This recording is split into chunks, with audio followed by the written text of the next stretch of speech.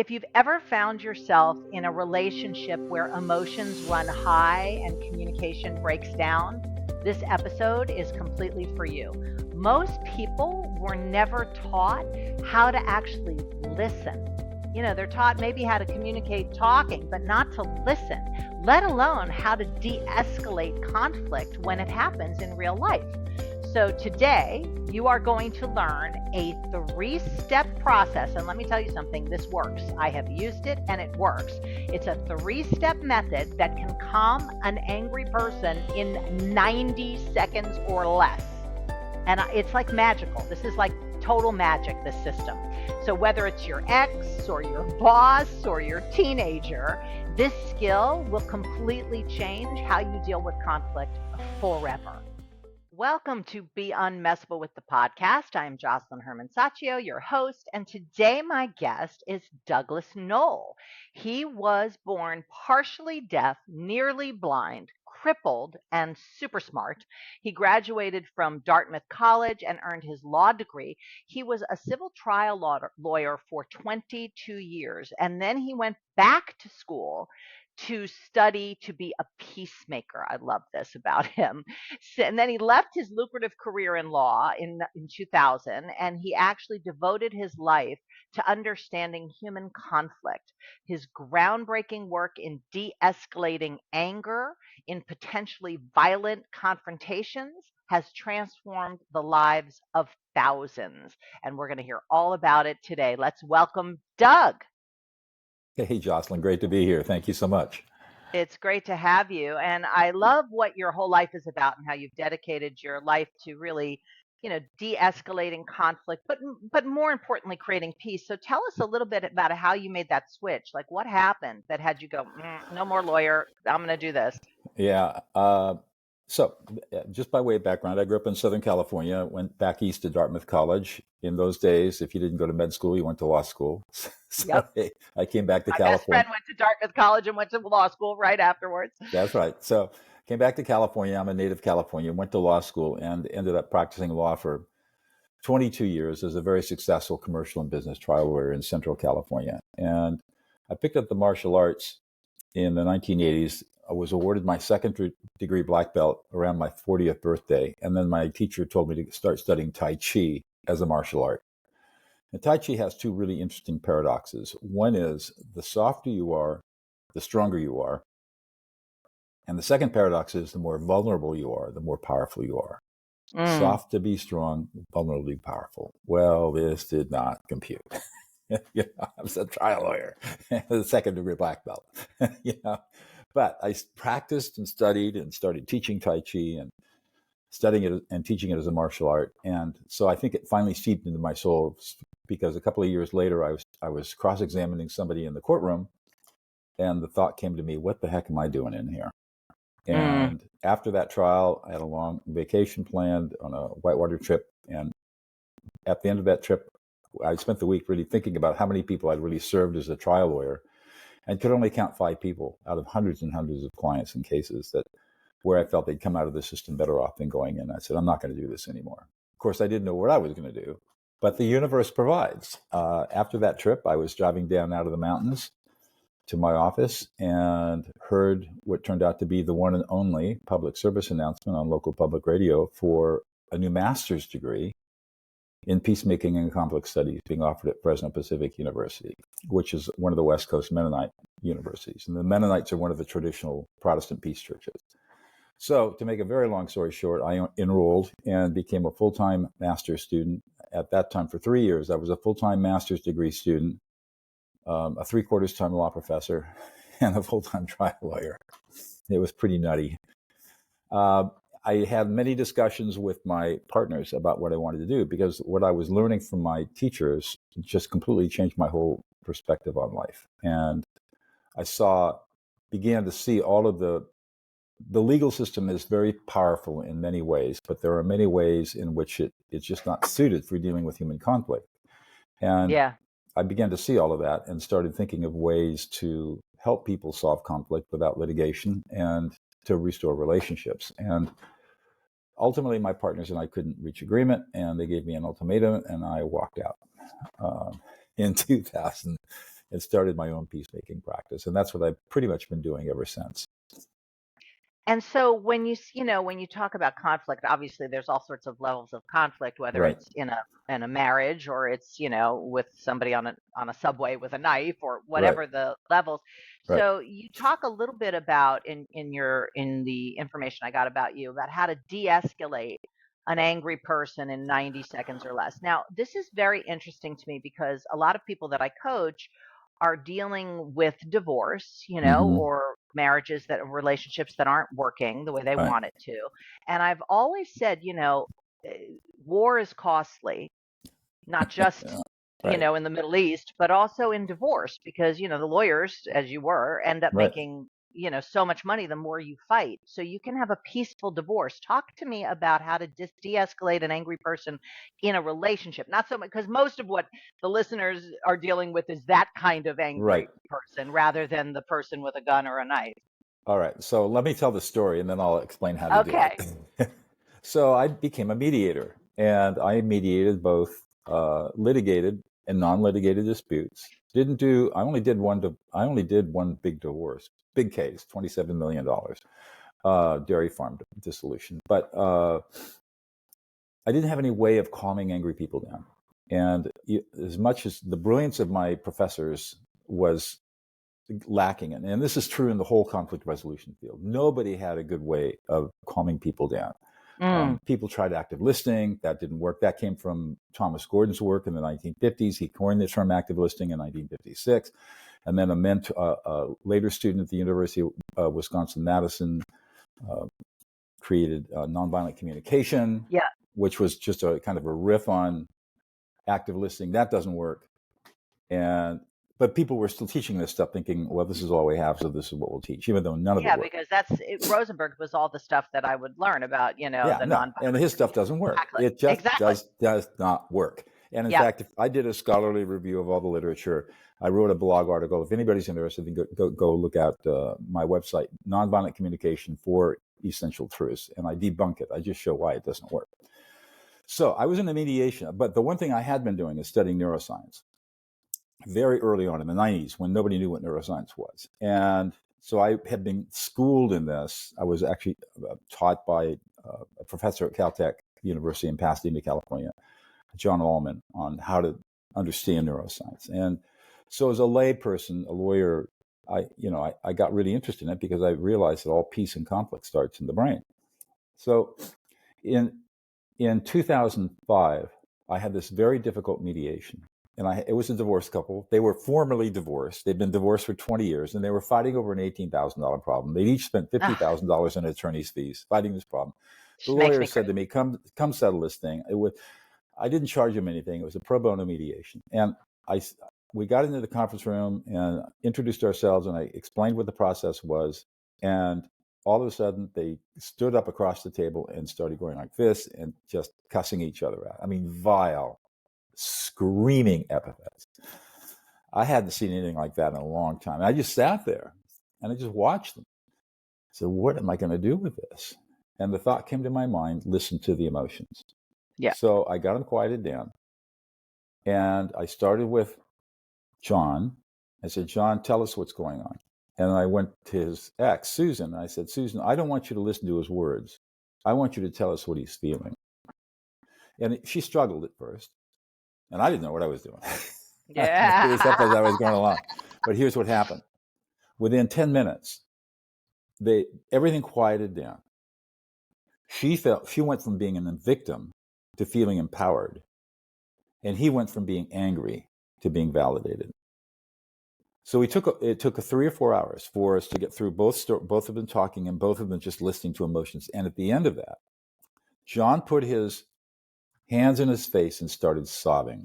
And I mean, it was really true racking sobs. And he finally pushed the Kleenex box over to him. He blew his nose and cleaned himself up and looked across the table and said, that's the first time you've listened to me in 25 years. And they immediately settled the case, recognized how ridiculous it was.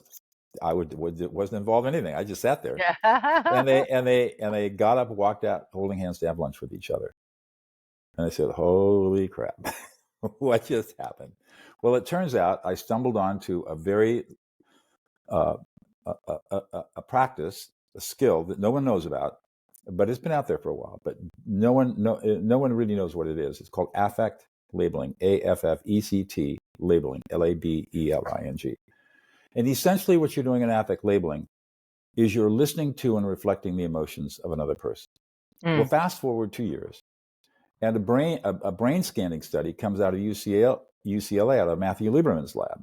And Lieberman and his colleagues put people under the scanner and watched what happened in the brain when affect labeling occurred. And basically they showed their subjects very evocative emotional images and then asked them to say what they were feeling.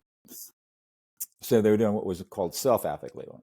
And what they found was that when people were affect labeled, either self or third-party affect labeling, the emotional centers of the brain were inhibited, and at the same time, a part of the brain called the right ventrolateral prefrontal cortex was activated. And they immediately calmed down, like within 90 seconds. And that described exactly what I had seen in Santa Barbara that day. And so now I have the science to support the practice. So now I started developing a practice, practicing it myself in my own media, scared to death because, telling people what they feel, emotions are taboo in our society, and especially in law and mediation and all this stuff. So I just dove in and did it because I knew that it worked. And then I began teaching it. I was still getting a lot of pushback, and that led to starting the Prison and Peace Project with Laurel Coffer in 2010, where we were invited into the largest, most violent women's prison in the world to train life inmates, women serving life sentences, how to stop prison violence. And the foundational skill we taught them was how to listen. And so for the next 10 years, that's what I did. I went into maximum security prisons in California and Connecticut, training people serving life and long-term sentences, how to become peacemakers, to stop prison violence. And we were using affect labeling as one of our core skills. We actually, in that project, we had taught them 250 different skills to become mediators and peacemakers. Wow. But we started with listening. That was the core thing. And the results were absolutely transformational. Here in California, we've had over 700 life inmates that we've trained, released on parole, 0 recidivism. Amazing. Not one of them. So that led to my fourth book, De-escalate, How to Calm an Angry Person in 90 Seconds or Less, Simon & Schuster 2017, which is now in 5 languages and a bunch of second, third printing, I don't know, lose count. And today, what I do, in addition to mediating and being a peacemaker, is I teach people these skills. And here's the skill. Everybody's sitting on the edge of their chair. So, all right, well, tell us how to do this. It's like, stop beating around the bush. That's it. Okay, so just take out your pen and paper. It's a 3-step process. Step number 1, you're confronted with somebody who's angry or upset. Maybe it's your ex. Maybe it's a child, a 2-year-old.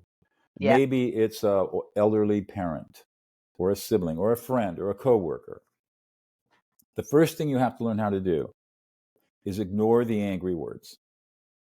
You heard it before. We are extremely limited in our repertoire of angry behaviors. Human beings are not chaotic. We're very predictable. And our anger behaviors are very predictable. So we can ignore what they're saying. We're not going to miss anything. But we have to learn how to make it white noise so that we don't get triggered by it. And we have to learn how to open up our brains to give ourselves more capacity to do the next 2 steps. So number 1, ignore the words. Number 2, we're going to listen to the emotions. Now, this sounds like it's really hard, but it turns out to be really easy because from an evolutionary perspective, we have an innate ability to accurately and rapidly identify the emotional experience of another person. I don't have time to go into all the evolutionary biology of this, but believe me, I did a deep dive into it, and it's fascinating. We'll ride on your shoulders on that one. We'll happy you took one team. But our brains through evolution are hardwired to recognize the emotions of another person. Very briefly, the reason it became hardwired is because we didn't have language, the ability to speak language up until 230,000 years ago. Before that, how did hominids communicate if they didn't have language? They did it through emotions and body language and facial expression.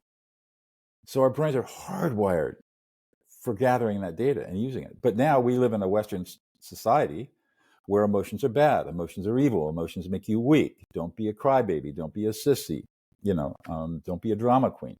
So let me ask you a question before you go to the next step. Yeah. So when you say the brain is hardwired, does this have something to do with mirror neurons, which doesn't require? It does and it doesn't. Okay. Mirror neurons allow us to recreate in our minds what somebody else is doing. And yes, I think that although this is it's speculative and it's also controversial, there are some people who say that mirror neurons don't exist. Some neuroscientists don't believe that. But mirror neurons allow us to embody what somebody else is experiencing in our own brain. So I would suspect that if we have mirror neurons, they are probably involved in this process, and I would call that process affective empathy. So there are two kinds of empathy: cognitive empathy and affective empathy. I'll come back to that. Let's just get through how to do this. So you're gonna listen to the emotions, and the way you do it is you quiet your mind. You just empty your head of all thoughts, and just be silent, and look at the person with a kind of a soft look, and just feel what's going on. You don't even ask yourself a question, and all of a sudden the emotions will start flowing into you. And then the third step, which is the hardest and the most powerful, is you reflect back those emotions to the speaker with a you statement. So Josselyne, I might say something, supposing you're upset, I would say, hey, Josselyne, you are really angry. You're frustrated, you're pissed off, you feel completely disrespected. You feel completely ignored and unheard and unappreciated, unsupported. And you're really worried and concerned. And you're really disgusted and offended at all of this. And you're feeling a little shame and humiliation and embarrassment. You're sad and unhappy and upset and distressed and miserable. And you feel completely abandoned and all alone and rejected and betrayed. And you feel completely unloved and unlovable. How'd that sit with you? Well, it sounded like a paragraph of stuff. Like I would just like, if I were doing that, I would go, you seem angry, like that's about it. I don't know about the whole like 90 things, because also as the person being told that stuff, I start thinking, no, not that. I'm not thinking that. I'm not feeling that. I start to pick the things that I agree with, not That's agree what with, we want to have happen, because we're trying to reconnect your right ventral. We're trying to get your right ventrolateral prefrontal cortex online. And it turns out, later studies have shown, that the right ventrolateral prefrontal cortex is where we create emotion. And that's where it's stored. Our emotional database is stored in the right ventrolateral prefrontal cortex. And the reason that we get upset and emotional and crazy is because there's a disconnect and we lose the ability to process emotion. So I want to reconnect. And so if I say you're angry and you say, no, I'm not angry. I said, oh, Josselyne, you're not angry, you're frustrated. Yeah, I'm frustrated. Perfect. We're there. I'm good. Right. Okay. The other thing I teach is that there are 7 layers of emotions. So we have the fear layer, the disrespect layer, we've got anger, disgust, fear. It's too early in the morning here in California. Anger, disrespect, fear. Now we have disgust, shame, humiliation, beneath that sadness, and then abandonment. And each of those layers have subcategories of emotions. And so what I teach is how do we use this emotional matrix, this database, in a way that's effective and quick. And so we learn how to use the database and learn that emotions are data, just like any other numbers in a spreadsheet. And all we have to do is recognize the data and know how to respond to it. So you're going to ignore the words, listen to the emotions, reflect the emotions with a you statement. We're not using the I statement crap. Active listening, if you ever learned it, forget about it. If you learn nonviolent communication, I know there are people who swear by it. They're cultists. Fine, you go stay in the sandbox with your toys and be fine. The rest of us are adults, and we're going to use something that really works. Yes. And you use a you statement, not an I statement. And so I'm going to make a direct statement. Josselyne, you are angry. You don't. I'm not going to say, "Oh, are you angry?" No, I'm going to say you are angry. I'm going to make it direct. And you wouldn't say you seem angry. No, that's more advanced, right? When I teach you at the beginning, you are angry, and you're either right or you're wrong. But here's the thing: if you're wrong, your speaker is going to correct you and not be angry at you. There is 0 reports of tens of thousands of people that I've trained that somebody comes back and says, "Oh, you got it wrong. What the heck are you doing?" Now, you can't get pushback, but it's never because you're wrong about the emotion. Usually what somebody will say is, "I'm not angry, I'm frustrated." But they really are angry, and you can see it. But remember, they're disconnected from their right ventrolateral prefrontal cortex, so they don't have any control over that. So you say, so you're really frustrated.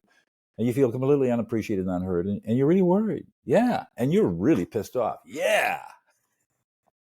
Now they can process it. And so I'm you going to come back. try this with my father, who anger is his first It response works. to everything. Right. So I'm going to try it with him this weekend for Now, sure. how do you know when to stop? You're looking for 4 autonomic relaxation responses. A nodding of the head. In India, it would be this way. Yes. but in Western cultures, nodding of the head of some kind of verbal response like yeah or exactly, and then you'll get a sigh, and you'll get a dropping of the shoulders. These are all unconscious, and speakers aren't even aware they're doing it. And that's when you know you're done. You've de-escalated, and you stop, and then you move on to whatever you need to do to solve the problem. I love And it. that's And how I you do can, it. 3 steps. I mean, I can see it. It's simple, but it's potent, and, but it's not complex, which is great. I love that. The And hardest then, thing about this is overcoming yeah, our own fear of right, of telling being somebody wrong what they or feel. something. Yeah. Afraid of being wrong, afraid of looking foolish, afraid of feeling like you're going to be patronizing or rude. None of that happens. Those are all our own internal fears caused by our own childhood programming and our cultural programming, which is all wrong. And once you overcome those fears and you see and experience what happens when you calm somebody down, you affect label them, all that goes away and you say, my God, how did I ever get along without this? Which I is what I love get it. all the time. I can't wait. I can't wait. I'll teach my kids. Or I'll just send them to you. That'll be easier. I think. But something else that the materials that I read about you before we met today that I wanted to elicit from you was when you talk about listening people into existence. Talk Mm-hmm. to me a little bit about that because it sounds so harmonious with the work that I've been doing for the last 35 years in transformation. I want to get a sense of what you're talking about there and Right. see the similarities or So differences. like all coaches and people that do the kind of work we do, we're always looking for buzzwords and phrases, catchphrases that catch people. And I came into the idea of listening other people into existence. And the way I actually came about that, I was working with school teachers in a middle school, and we had done a listening exercise. And when we were done with the exercise, which was basically a listening circle, like a peace circle, one of the women in the circle who was an assistant superintendent of the school district started crying. So he sat there and held space for it. And finally, she said, that's the first time I've ever felt listened to before in my life. I've always been invisible. Professionally and personally, everybody's always ignored me. I've always been invisible. This experience allowed me to be heard in a very deep way. It bulb goes off, right? Oh, listening others into existence. Yeah, We all yeah. have a deep need to be heard and validated in terms of, and especially in terms of what we're feeling and experiencing. And we live in a culture that makes emotions bad, where it's not proper to be emotional. And it's certainly not proper to tell people what they're feeling because we all are isolated in ourselves, and emotions are something that's very personal and very intimate personally, and it's not something you should be experienced with other people, mostly because it makes other people really anxious and uncomfortable. Until you learn these skills, then it's not a big deal at all. You're never afraid of emotions again. So I coined the term listening others into existence with the idea that we can give the greatest gift in the world to any person we want at zero cost. We can listen them into existence, validate who they are, and create instant peace. I call it throwing a little pebble in the pond of peace. And during the pandemic, I was advising my students, I said, just go out and walk around your neighborhood. And maybe you see a neighbor that you don't even know. Stay away from them, obviously, 10 feet, but just, hey, how's it going today? And when they start talking, affect label them. Just validate them as a human being. They're all alone in the pandemic. We're all shut in. And of course, people got amazing results from that. And so I talk about listening others into existence as the idea that we can all be of service to each other by listening and validating our emotional experiences, which then makes the speaker feel deeply heard and connected. And so if you're in a personal relationship, you're going to build instant trust, loyalty, and intimacy. In a professional relationship, you're going to build trust and loyalty and collaboration and cooperation. You become the leader that everyone wants to follow because people feel like you really get them, because you do get them. Mm. And it changes the dynamic of every relationship. So that's why I talk Beautiful. about listening others into existence. Beautiful. It's not quite what I've been practicing, but it's interesting. I like what you're saying. The way I look at it, just, to offer it in the conversation is that people show up inside of my listening. So if I have a listening that's kind of stingy for somebody, like, oh, they're kind of annoying or they're this or they're that, right? A story that Right. colors my listening. Judgmental, critical. Yeah, whatever judgment, even if it's a good judgment, they'll Mhm. show up inside of that color. So they exist inside of really my story that exists in my listening. So they don't really get to show up any other way. So I listen them into existence. I'm always right, or I would say people are always right about who they say somebody is. If they say their mother-in-law is annoying, they will be. And if they say they're great, they will be. And you won't see the things that don't work if you Right. have this like blanket great listening. Right. And same thing with the blanket crappy listening. So um, I look at it as like people are the way you say they are every time. And mostly we're not very generous with the That's way we listen to people. Well, and what's interesting about that framework is that you're identifying what I call type 1 and type 2 listening. And the type of listening you're talking about is type 1, where I'm focused on myself. My agenda in listening is me. So I'm going to label you to try to understand you. I'm going to be maybe critical of you, maybe be generous with you, but it's still about me. And when I'm listening to you, I'm not listening to you for any other reason other than to fulfill my own agenda, which might be to get information, it might be to get heard, it might be to get love, it could be anything, but it's my agenda, and I really don't care about you except as an instrumentality to get what I want. To the agenda. That is very different than type 2 listening, which is what I teach. In type 2 listening, my only agenda is to make sure that you feel absolutely heard and validated from your frame of reference. I have no other agenda. And I am totally focused on what you're saying, how you're saying it, why you're saying it, and making sure that you feel like you've been deeply heard. And that's a very different agenda Yeah, than I when love it. you're in a type 1 and when you're in a type 1 situation. Most people do type 1.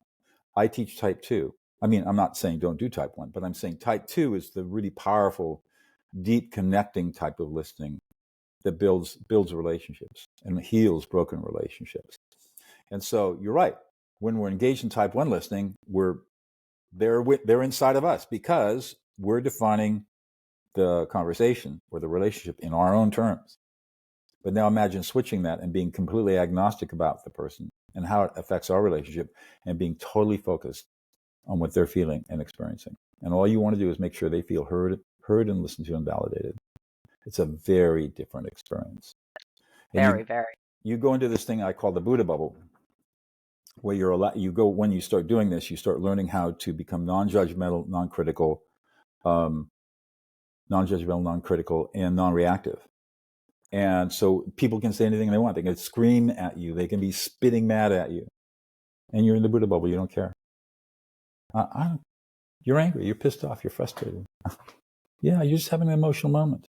And what happens is when you learn how to do that, and this is what I teach, when you learn how to do that, and it doesn't take long. It takes most people 6 to 8 weeks to learn these skills. You turn reactive anger that you might have into reactive compassion. And you learn how to look at emotions, the emotional reactions of other people with deep compassion rather than with any of your own internal reactivity. And so many of my clients said, I used to run from anger and now I run towards it. It's really cool. It's so funny because it's just sparking like 20 million thoughts, but I know we have limited time. So I'm going to ask you this question that I always ask people on the show, just to tie it into the whole being unmessable with conversation. What's a situation, Doug, that you were in that was so difficult, for lack of a better word, that could have sent you down for the count, could have just messed with you to the point of being out of whatever that game was, but you were able to transcend it? And how did you transcend it and emerge what I call unmessable with? Because unmessable with is not about being tough. It's about being able to Right. stay out of the world of reaction and stay in the world of creation and vision. I have been in a lot of those situations. I As a mediator, that's what you walk into, that sort of stuff. But I'll tell you one story and share with your audience one story that we look back. Laurel and I look back on it with humor. So, as I said before, in the Prison of Peace Project, we started out at Valley State Prison for Women, which no longer exists in California. But at that time, it was the largest, most violent women's prison in the world, and we were into our second cohort of students. So we had about 40 women in the room. And So we had them doing group exercise. I think they were doing peace circles or something. And so Laura and I were just kind of supervising and watching what was going on. And this very well-dressed professional woman walks up to me, and she's small stature, and comes up to me and she starts screaming at me. Turns out she's a prison psychologist. Great. That's terrific. So I sat there and I listened, and I started affect labeling her. And she calmed down, and I said, I'm Doug Noll. This is my colleague, Laurel Coffer. We are the co-founders of Prison of Peace. We're in this prison training these women how to be peacemakers and stop prison violence. I thought to myself, which you're not clearly doing. Yeah, really, exactly. You might want to find out about it. It was just a great example of how you can be, you can't, once you learn how to affect label, you can never be taken by surprise by anybody. Because once people start becoming emotional, you just recognize, oh, they're having an emotional moment. There's no reason for me to get upset about this. They're just being emotional. React to their reactions, which I don't have to, because I know exactly what to do. Is the way I describe it to my students is, imagine you're holding a little baby. It's your baby. And the baby poops. Oh, baby, you just pooped. Ugh, smell. Yeah. Baby, let me help you. I'm going to clean your diapers and clean you all up. Do you yell at the baby? Do you throw the baby in the trash? Do you beat the baby? Well, God willing. No. Heck no. We're going to take the baby, and we're going to love the baby, and we're going to wash the baby, and we're going to put diapers on, a blanket, and feed the baby and hold the baby. And that feeling of doing that with a baby is the feeling of compassion. Now imagine you've got an adult who's yelling and screaming at you. And now all of a sudden you look at that yelling and screaming and say, oh, you're just pooping. You're having an emotional poop moment. Let me help you. I can help you. And how does that change your attitude and the way you react to that? Even if they're blaming you and screaming at you and saying, you idiot, you did this, you did that, and they're blaming you for all kinds of stuff, which typically is none of it's true. Right. And you sit there and say, oh, you're pooping. Okay, I can help you. Let me help you. And so I love it. And it's very gentle. And you can approach all conflict with compassion. Beautiful, beautiful. I think that, there's no one who listens to this episode who isn't going to get value in some way to enable them in their life to de-escalate conflict and violence around them, whether it's verbal violence or even physical violence, but to really have access to real peace as opposed to whatever all that bumper sticker stuff is. Right, exactly. And that's exactly correct. Yeah, that's what I want for people. So I'm so happy that you took the time to be on the show. Is there anything, last words you want to say to our listeners? I would say, if people want to reach out to me, I'm in California. I'm a sole practitioner. You can go to my website, Doug Noll, DougNoll.com. Tons of resources. I've got free ebooks. I've got 400 or 500 blog articles. We'll definitely put the link. You can Google me, and I've got 2 YouTube channels with a ton of stuff. Everything I've been talking about, I've taught over and over again on YouTube, so you can find that kind of stuff. And then you can reach out to me by email, Doug@DougNoll.com. I'm happy to chat with you, set up a Zoom call if you would like to consult with me about a problem you're facing and how to learn these skills to solve that problem. I'm more than happy to chat with you and figure out what tools would be best for you and put you on a path of finding peace in your life. Because like I said, my goal is to get everybody throwing a pebble into that pond of peace. And if we get enough people doing that, we're going to have a tsunami of peace. And wouldn't that be awesome?